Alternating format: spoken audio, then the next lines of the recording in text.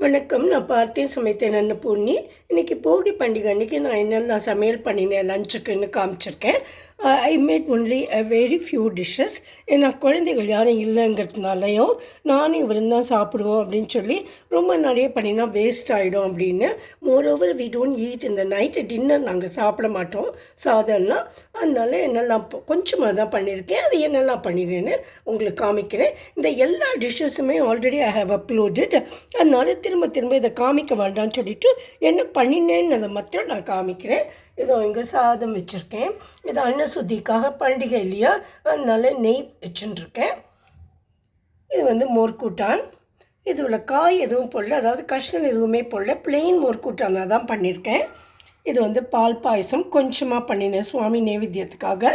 நான் வடை பண்ணலை, வடைக்கு கரைச்சி எல்லாம் வேணும்னு சொல்லிவிட்டு அதுக்கு பதிலாக சுவாமிக்கு ஏதாவது பண்ணணுமே சொல்லி வாழைக்காய் பஜ்ஜி பண்ணினேன்.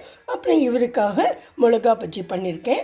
இங்கே ஒரு மெழுக்குவர்த்தி மாதிரி பண்ணியிருக்கேன். அது உருளைக்கிழங்கும் அப்புறம் கேப்சிகமும் போட்டு சும்மா ஒரு ஃப்ரை மாதிரி பண்ணினேன்.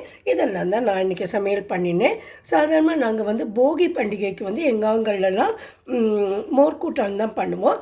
ஏன்னா அதுக்கு அடுத்த நாள் நம்மளுக்கு பொங்கல் வருது இல்லையா, அன்றைக்கி பருப்பு போட்டு நம்ம சாம்பார் பண்ணுவோம். அதுக்கு அடுத்த நாள் எல்லாம் போட்டு கறிகாய் மிஞ்சினது எல்லாத்தையும் போட்டுட்டு ஒரு கூட்டுக்கறி மாதிரி பண்ணுறதுனால இது கொஞ்சமாக தான் நான் பண்ணியிருக்கேன். Hope you all will like this. நீங்கள்லாம் எப்படி கொண்டாடினீர்கள் போகி பொங்கல் அப்படிங்கிறதெல்லாம் போடுங்க. நான் உங்களோடது முடிஞ்ச வரைக்கும் எல்லாரோடதையுமே பார்க்குறேன்.